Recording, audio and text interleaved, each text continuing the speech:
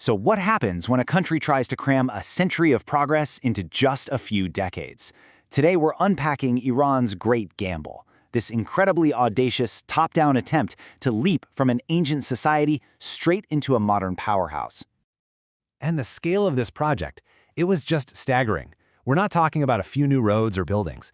This was a top-to-bottom re-engineering of an entire nation's economy, its culture, and even its social fabric, all driven by the force of a single, powerful vision. And that's the big question we're tackling here. How does a project that's all about creating a powerful, prosperous nation end in its complete and total overthrow? Well, the answer is a really complex story of ambition, inequality, and a whole lot of unintended consequences. To really get how it all went so wrong, we have to start by understanding the vision itself. And it all began with the Pahlavi dynasty and their grand plan for a completely new Iran. You see, their goal was crystal clear. Look to the West and build a new Iran in that image, industrialized, secular, and a respected player on the world stage. And a huge piece of this vision for a modern nation was changing the public role of women. This quote from the Shah's own twin sister, it really reveals a core belief of the regime.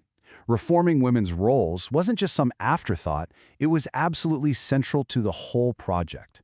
From their point of view, a truly modern nation simply could not have half its population veiled and shut out from public life. But a vision that massive needs a seriously powerful engine to make it go. So how are they going to pay for this incredible transformation? Well, the answer, in one word, was oil. Now this chart tells the story of an economic earthquake. Seriously, in just 10 years, oil goes from being about a fifth of the economy to over a quarter. Meanwhile, agriculture, the traditional backbone of Iranian life for centuries, gets cut in half. This wasn't just growth, it was a complete rewiring of the national economy, fueled by a torrent of oil money. And by 1972, you can see just how dominant oil had become. It was the single largest piece of Iran's economic pie, bigger than agriculture, manufacturing, and public services all put together. This flood of wealth became the engine for absolutely everything that followed. So, the Shah called this program the White Revolution. The idea was that it would be a revolution from the throne itself, bloodless, a way to modernize Iran from the top down and, crucially, to prevent a communist Red Revolution from bubbling up from below. It touched everything: land reform, new industries, and of course the status of women. Now, to understand the changes for women, we need to get our heads around this concept: state feminism. See, this wasn't a movement that grew from the people. It was a strategy. The Shah granted rights to women to project an image of modernity to the West, sure, but also to centralize his own power by breaking the influence of traditional religious authorities. And, on paper, some of these changes were genuinely revolutionary. Take the family protection law. This was a direct challenge to centuries of religious tradition. It suddenly made divorce a matter for the courts, not just a man's personal decision. And it gave women a real legal path to fight for custody of their kids. The sheer breadth of these state-mandated changes was just staggering. Forced unveiling, voting rights, way more education for girls, even legalized abortion.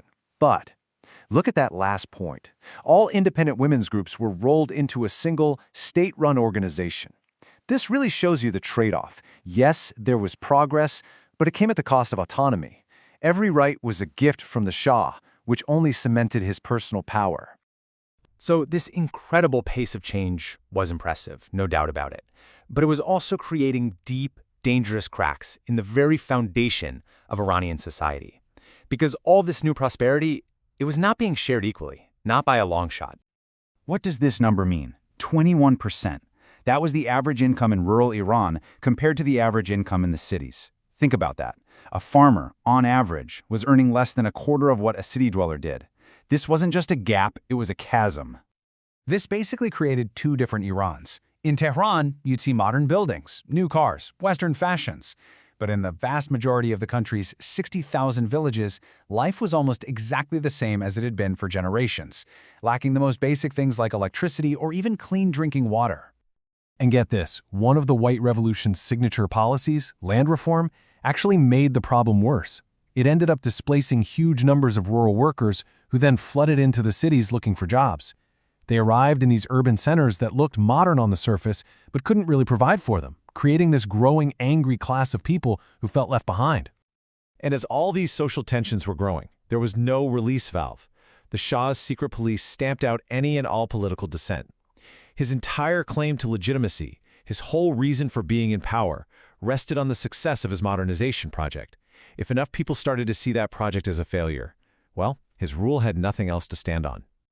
A high-pressure system like that, it just couldn't hold. By the late 1970s, those cracks had become gaping fissures, and the entire structure just came crashing down. And the end, it came with shocking speed. What started as small protests in '77 just exploded into a nationwide movement. By 1978, the whole country was paralyzed by strikes. In January 1979, the Shah, the ultimate symbol of modernity, was forced to flee his own country. And just a few weeks later, Ayatollah Khomeini returned to establish a completely new order. And this is so important to understand. The Iranian Revolution wasn't just a coup, it wasn't just swapping one leader for another. It was a wholesale rejection of the path Iran had been on for half a century. It was a society turning its back on secularism, on the West, and on the Shah's entire vision of modernity. If you want to see the global shockwaves this sent out, just look at the relationship with Israel. Before 1979, they were quiet allies. You could call it a cold peace.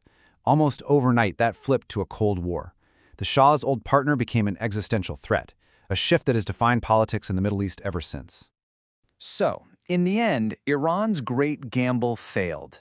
The explosive push for top-down modernity created a society so unequal and so fractured that it eventually rose up and destroyed the very system that created it. And it leaves us with this powerful question: can true progress ever really be imposed from above, or does it have to grow from the people themselves?